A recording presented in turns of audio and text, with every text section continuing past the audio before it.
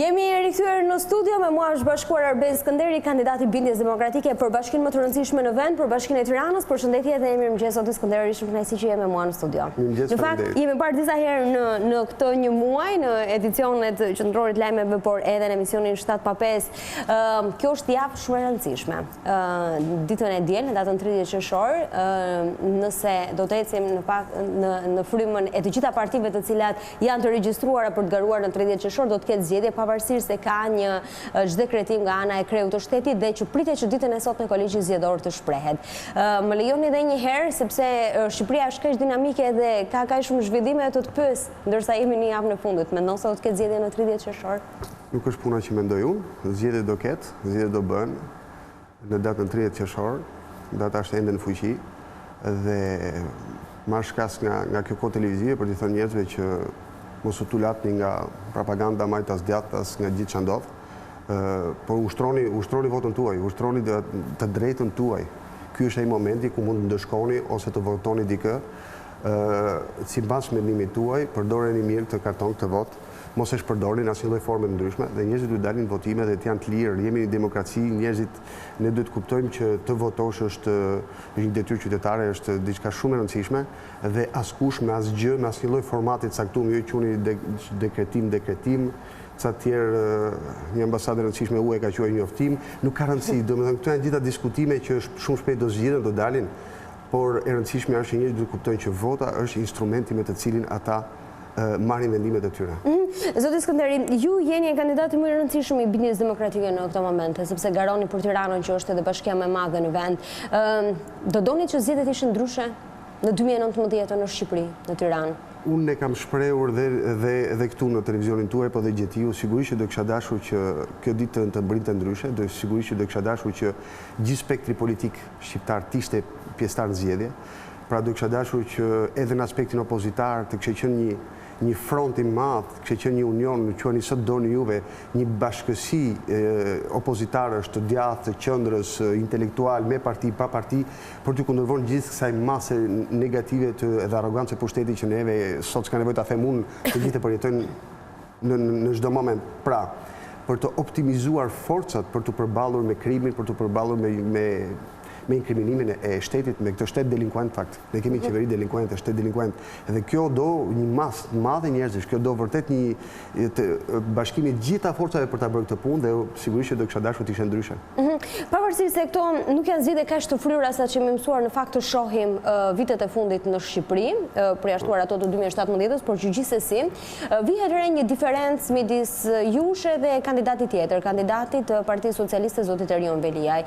Ndërsa shohim edhe në rrjetet sociale ku ju postoni, ju keni ato takimet me njerëzit në rrugë, duke folur, duke diskutuar qoftë edhe me biznese, apo edhe në zona të ndryshme të Tiranës. Nga ana tjetër është kandidati i cili kërkon një rimandat të dytë në bashkinë e Tiranës, zoti Veliaj, ku qytetarët janë edhe të ulur në karrige, ka gjithmonë një ledwoll nga mbrapa, apo ka kamera të cilat i shkojnë, apo kronika të cilët sillin televizion, ndërsa për ju në fakt nuk është se shohim her pas here edhe pasqyrime në media.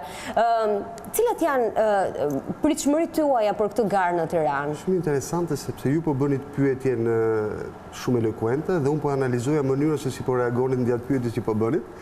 Shumë interesante. Besoj se dhe ju e kuptoni, shikoni diferencën, no? Për të stimuluar përgjigjen, po e them këtë gjë. Thatë, ato takimet e juaja me ato banorët, ato ashtu, dhe Erion Veliaj, do të thënë është normale, si çfarë ndodh. Nuk janë sensi negativ. Si çfarë ndodh? Sigurisht që kemi ndërtuar fushata në dy formate të ndryshme. Unë e kam lançuar që ditën e parë. Kam thënë ajo që më intereson është qasja me njerëzit e thjeshtë, me banorët e Tiranës, në fakt, dhe për ta shkuar të evidentuar problemet aty ku janë ata. Pa kamera, pa marketing, pa publicitet, pra jo fake, jo erreme. Në një kohë që përballë ndodhin takimet përditshme, live në televizion, në asnjë vend botës nuk ndodh kjo që ndalon jeta sepse doli kryetari i bashkisë apo cili do qoftë ky, askund nuk e shef të gjë, ndalën me orë të tëra, mbajnë ligjërime me punojës bashkie. Pjesa më e madhe janë administrata e bashkisë, nuk janë as qytetarët. E pash para 2 ditësh në një nga fshatat e Tiranës kishin ardhur qytetarët Ato banorët punonjësit e bashkisë kishin ardhur aty, ishin ulur të kollarisur, të qepur, s'pash në një fshatar të zonës aty duke diskutuar për problemet e zonës. E para, e dyta, sigurisht në këtë qasje me banorët, unë po i kam identifikuar vërtet problemet që prekin zonat dhe pjesa më e madhe e tyre më thonë një gjë. Nuk janë mbajtur premtime dhe askush po jep llogari. Dhe kjo është e vërtet. Erion Veliaj, kandidati, kryetari i bashkisë aktuale, ai po bën vetëm një fushat politike. Nuk po jep llogari për premtimet që ka bërë. Se duhet të kuptojmë një gjë. Njerëzit nuk janë pa memorie. Zero ndërtime, ujë i pishëm, infrastruktura, ju shit një ëndër e madhe shqiptarëve, banorëve të Tiranës para 4 vitesh. Dhe zhgënjimi është po aq i madh në sensin tjetër. Ai nuk përballet me ta sepse nuk ka se si t'japi llogari, apo nuk përballet për arsye të tjera, po një gjë është e sigurt, që çdo ditë kalon dhe ai shkëputet nga këta banorë të cilët ditën e votimit mbajini mend kanë për ta ndëshkuar me votë, sepse vota ka dhe ndëshkim dhe besim. Ka marrë votë besimi, do marrë votë ndëshkimi.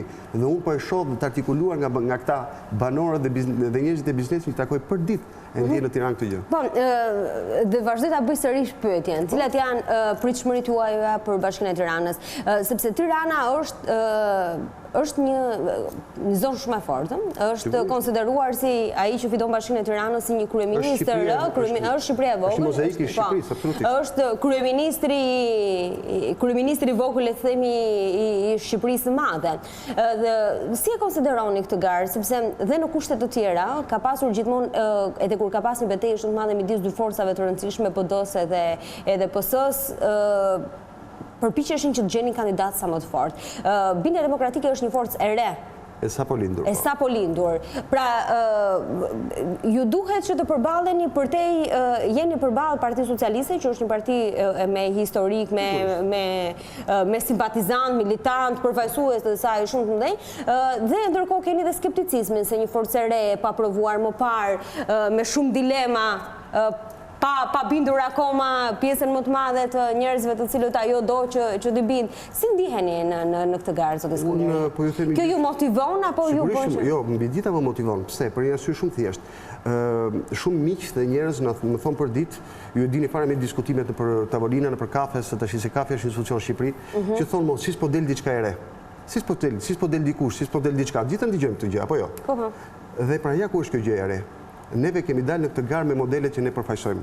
E kam thënë dhe këtu, ta them përsëri për njerëzit që duan të më dëgjojnë. Sigurisht që unë ofroj modelin e asaj çka jam, asaj çka përfaqësoj unë, jemi një nismë e re, është një ofertë e re politike në vend, sado e brisht dhe e vogël qoftë në fillim, por duhet kuptojmë një gjë që historia ka treguar që ka nganjëherë dhe një njeri kundër një sistemi, pse ajo që mungon njerëzve është pikërisht ky model i ri. Modeli i njeriu të punës, i njeriu të vlerave, i njeriu të familjes, pra i njeriu që i ngjan atyre. Unë e kam thënë dhe këtu, biles bashkë, e kam thënë, po e them prapë, jam unë sot që kam marrë këtë përgjegjësi me një garë të kësaj natyre dhe në këtë anormalitet total shqiptar që jemi, por mund të ishe çdo kush nga ky kontingjent i njerëzve qindra e mira që ka Tirana, njerëz të cilëve politika aktuale i ul kokën gjithkohës, nuk i lënë të ngrenë kokë. Po pra unë e kam ngritur kokën dhe jam këtu duke garuar. Ajo që dua të them është që këta janë njerëz shumë frymëzues, unë njoh shumë prej tyre, takoj shumë prej tyre njerëz frymëzues, të cilët politika aktuale nuk do fare të stimulojë. Nuk do fare që këta të jenë motori i shoqërisë. Po në fakt janë e vetmja vlerë reale që mund ta çojë Shqipërinë në hapin tjetër më mbrapa. Nuk janë dallkallliqet edhe këto marrëfetliqet politike që ndodhin dhe në momentin që flasim dhe oferta që na ofrohet më pas. Pra ajo që duhet të them është që në shtresën e mesme shoqërore në Tiranë kemi vërtet me mira njerëz që kontribuojnë çdo ditë me punën e tyre dhe që janë forca motore që mund ta çojnë përpara këtë gjë. Ajo që ndodh është që sigurisht në situatën aktuale, sigurisht ne kemi kufizime shumë natyre, edhe mediat. Ju jeni vetëm media, në fakt ku kam pasur akses dhe ju falenderoj për këtë gjë. Pjesa e tjetër e mediave, absolutisht që nuk janë komplet indiferente ndaj çfarë ndodh. Pse? E dini pse? Për një arsye shumë thjeshtë. Të dyja palët janë marrëveshje. Po mendoja në një farë pike se mos ndoshta nuk e besojnë akoma që të ketë zgjidhje. Nuk ka problem. Jo, nuk ka lidhje fare me atë. Është një marrëveshje. Ka një mbyllje të korridoreve mediatike pse? Si askush përveç tyre mos jetë në fushë. nuk është personale ndaj meje ndoshta ose ndaj partisë, por nuk duhet të jetë një fushë që mbasi të marrë pazari radhës prapë të jenë po të njëjtën fushë. Dhe këtë shqiptarët nuk e duan më. Unë e shoh në sytë e tyre, në bisedat që bëj, nuk e duan më, janë lodhur nga kjo gjë, dhe këto dy palë dinë fare mirë këtë gjë, pra ne polarizojnë. Tirana ka një potencial shumë të madh. Dhe ne kemi një ide shumë qartë për çfarë duam të bëjmë në Tiranë, dhe ndoshta kjo ishte pyetja e vazhdimit. Kjo është pyetja e radhës në fakt për gjithë ata qytetarë të cilët janë votues të Tiranës, edhe po dëgjojnë këtë minutazh, edhe që mund të kenë dilema, sepse kemi një pjesë madhe të cilët janë edhe elektorat gri, për te atyre të cilët nuk janë, mund të përkasin një bindje të caktuar, por që nuk garon këto zgjedhje. Në këndvështrimin tuaj, ose në fakt në planet tuaja, keni një program dhe si imagjinoni Tirana nëse ju do të ishit kryetari i bashkisë në 4 vitet e ardhshme? Tirana është i vetmi qytet në Ballkan që nuk prodhon asgjë. Nuk prodhon asgjë. Më thoni ju çfarë prodhon Tirana, përveç se call center e ku diun se çfarë. Nuk prodhon gjë, realisht. Është një fuqi shumë e madhe, është epiqendra e biznesit në Shqipëri, e financave, e pjesës universitare akademike, por në realitet nuk prodhon gjë. Dhe kjo është shumë e rëndësishme. Kjo është shumë e rëndësishme. Ajo që mendojmë neve për zhvillimin e Tiranës, do t'ju them shpejt në disa pika, se e di që minutazhin e kemi të kufizuar, është stimulimi i biznesit. Pra biznesi i vogël, biznesi i mesëm janë motori i zhvillimit një shoqërie. Duhet kuptojmë një gjë që në Komunitetin Evropian në cilin duam të aderojmë, është mbi 90% janë ndërmarrje me karakter artizanal, pra të vogla dhe të mesme. Bashkësia e tyre është punëdhënësi më i madh në Evropë. Pra e kuptoni potenciali, Greqia ka 91%. Pra sipas strukturave shtete kanë nga më ndryshmet. Pra janë sa modele të pa s'kemi nevojë fare të t'i kundërshtojmë, vetëm duhet jemi vëmendshëm. Dhe çfarë ndodh në Tiranë prej 4 vitesh, pikërisht kjo fashë e biznesit është shkatërruar. Janë 55.000 biznese të mbyllura në Tiranë. Unë para ca ditësh kam postuar në rrjetet e mia Facebook, kam dalë vetë, sigurisht që vetë do dalë, po mes vapës dhe i kam fotografuar dhe kam filmuar gjithë një seri biznese. Po, pra, po kjo është e dhimbshme kur e sheh, sepse gjitha kjo është një fuqi që nuk prodhon, një fuqi që gjithë një mekanizëm që nuk funksionon. Prioriteti ynë do të jetë e kundërta. Fonde publike me akses direkt për hapjen e bizneseve. Në 25 vjeç duam të stimulojmë gjithë ata që mbarojnë, që diplomohen nëpër Tiranë dhe përfundojnë kamarier fatkeqësisht. Unë mendoj vërtet që stimulimi i tyre me fonde publike direkte, pra financim direkt, jo me dosje nga ato që zgjasin nga 4 vjet, edhe shitesin për marketing dhe thjesht për një aktivitet, edhe pastaj zhduke, nuk funksionon. Jo, çdo i ri do ketë akses direkt për të marrë një financim nga Bashkia e Tiranës për të hapur biznesin e vet. Ne jemi në një shoqëri që kemi njerëz shumë të talentuar në fakt, që sapo hikin nga vendi fatkeqësisht po na zbrazet vendi. Unë i shoh, i kam takuar, kam jetuar 20 vite jashtë dhe kam parë njerëz shumë performant. Nuk jam me teorinë e kryeministrit që ka punë po s'ka profesionist, është e vërtet. Nuk ka punë. Nuk ka absolutisht asnjë sistem vërtet shtetëror, bashkiak apo në nivel kombëtar, që të mund të stimuloj punësimin e njerëzve ose vetë punësimin e tyre. Pra, biznesi i vogël, biznesi i mesëm është shumë i rëndësishëm.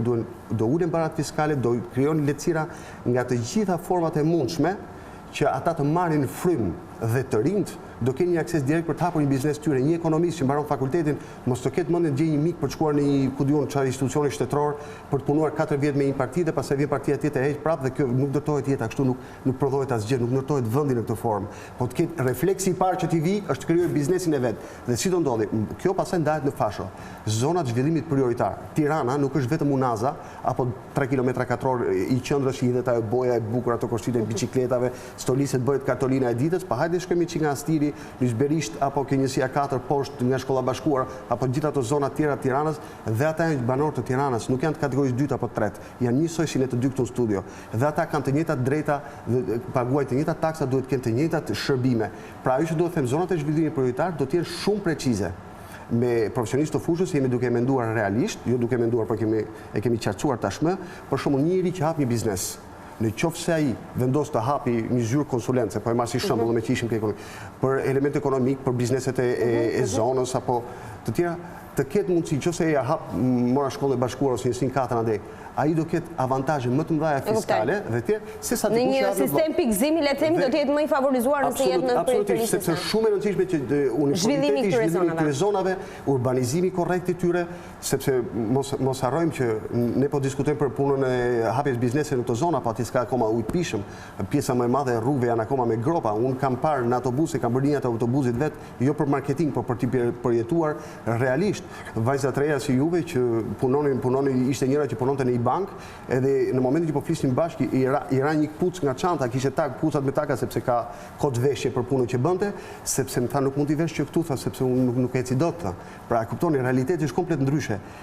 Hajde tashti, të gjithë, po si zgjidhet kjo? Se kjo është gjithë gjështja. Zgjidhja e parë, fola për biznesin, po mund të flasin dhe për betonizimin. Stop betonizimin Tiranë. Do stopohet gjithçka. Njëri brepti ka thënë edhe Jovelia 4 vite më para asnjë tha. Edhe nëse do të jenë në periferi. Jo, një sekond, unë nuk kam asnjë gjë me biznesin e ndërtimit. Pra duhet kuptojmë një gjë, stop urbanizimit në këtë lloj formati. Është bërë Tirana arna, lara. I vetmi qytet që kryeqytet, pra, një vend i të rëndësishëm në brigjet e Adriatikut, që nuk ka asnjë lloj karakteri, nuk ka asnjë lloj sistemi, duke vetë si në Kandahar.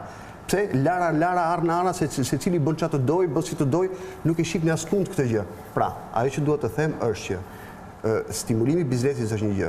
Amenazhimi dhe do të thënë gjithë rëndësia urbanistike e Tiranës është një gjë tjetër. Duhet të kuptojmë një gjë. Tirana ka ardhur koha që të çlirohet nga kjo. Dhe për biznesin tha nuk kam gjë kundër, po më kujtohet shpreha një politikanit të madh që tha ti biznesmen i ndershëm, tha do ta kesh gjithmonë një karike krameje, tha, pasnjëherë nuk do të mund të marrësh më tavolinën sa ti më këtu. Dhe ky është gjithë ndryshimi. Pra, ajo që dua të them është ne kemi imagjinuar Tiranën në 4 zona. Tirana e traditës, zona kryesore e lagjeve të Tiranës, ajo çka ku ka ngelur, po duhet ruajtur se ka akoma shtëpi shumë karakteristike, do stimulohen me forme direkte që dikush që ka një shtëpi me karakter dhe që bën objekt të trashëgimie kulturore, të mund ta zhvillojë, të bëjë një hotel, të bëjë një diçka, të zhvillojë pronë dhe jo refleksi i parë është ku gjejnë ne ndërtime që të bëj pallate me 2 hyrje. Jo, të zhvillojë pronë, do i dali shumë më tepër leverdi se sa 2 hyrje në një pallat. Dhe në këto formë duke stimuluar, sepse sigurisht jemi kapitalistë dhe ne nuk di themi çfarë do bëj, po duke krijuar element që ai vetë t'i vi ideja e biznesit, ideja e stimulimit të lagjet vjetra të Tiranës, ka shumë gjasa që të bëhen në kryeqytete të tjera, të krijojnë lagje autoktone, lagje me pedonale të vogla, me hotele për turizmin e tjera.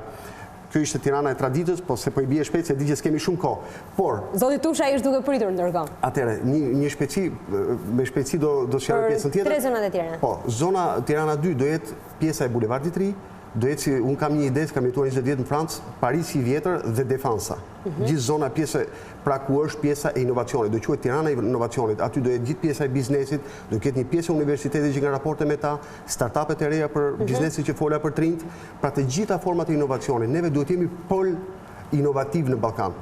Ne duhet kemi një sepse kemi në faktorin shumë të talentuar. Ne duhet jemi poli inovativ i Ballkanit dhe ky do jetë prioriteti për këta trinj, që askush mos mendoj të iki. Zona e tretë. Zona e tretë.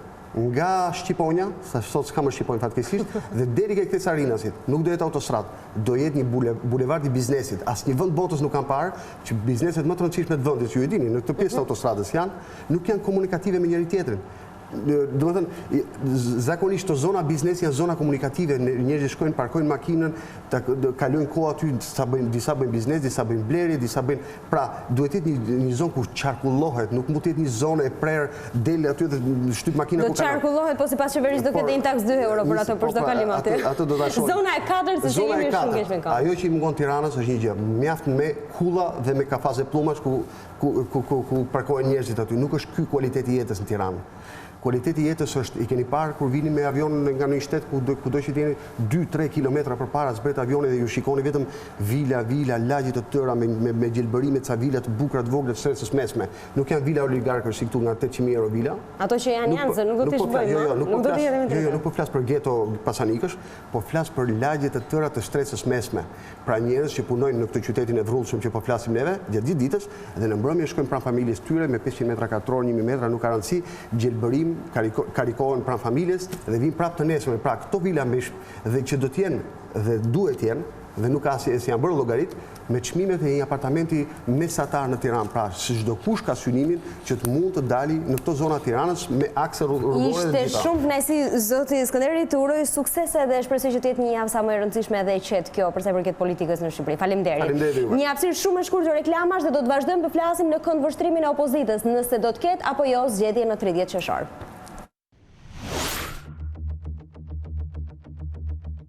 Për të parë më shumë video të programit tonë, regjistroni tani në YouTube.